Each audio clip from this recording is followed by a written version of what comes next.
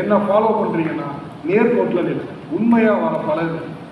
கட்டிய மனைவியிட்ட போய் பேசுறீங்க, ஆன்மீகத்துக்கு வரீங்கன்னா ஆன்மீகத்துக்கு தான் வரேன்னு சொல்லிட்டு வாங்க.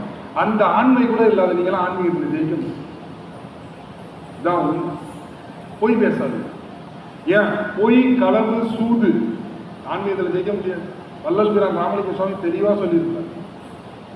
கல்லு, பொய், களவு, சூது இதெல்லாம் மேற்கொண்டீங்கன்னா ஆன்மீகத்தில் ஜெயிக்க முடியும். உங்களை நீங்களே ஏமாத்திக்காதீங்க, புரிய வைங்க. இந்த வாழ்க்கையில பெரிய பியூட்டிஃபுல்லான விஷயமே புரிய வைத்தல். நான் இந்த உலகத்துல எதற்காக இதெல்லாம் பேசுறேன்னு தெரியுமா? உங்களுக்கு புரிய வைக்க முயற்சி பண்றேன். இந்த காலத்துல, இன்னைக்கு நூற்றாண்டுல, இன்னைக்கு நீங்களாம் தூங்குற நேரம் ரொம்ப குறைஞ்சிருச்சு. செல்போனை வச்சுட்டு ரீல்ஸை தள்ள தள்ள தள்ள ஏஐ உங்களை ஏஐ டெக்னாலஜி உங்களை ஆட்கொள்ளுது. நீங்க என்ன வீடியோஸ் பாக்குறீங்களோ ஃபுல்லா 60 செகண்ட் அடுத்தடுத்த வீடியோ ரிலேட்டடா வந்துகிட்டே இருக்கும். அது ஏஐ பண்ணுது. உங்களை மாயை எப்படிலாம் இழுத்துட்டு போயிட்டே இருக்கும். உங்க தூக்கத்தை கெடுக்கும். சாப்பாடு நல்லாவே தெரியும். இரவு 6 மணிக்கு அப்புறம் சாப்பிடாதன்னு சித்தர்கள் சொன்னாங்க. ஆயுர்வேதம் சொல்லுது சூரிய அஸ்தமனத்துக்கு அப்புறம் 1/4 வயிறு சாப்பிடுறாங்க.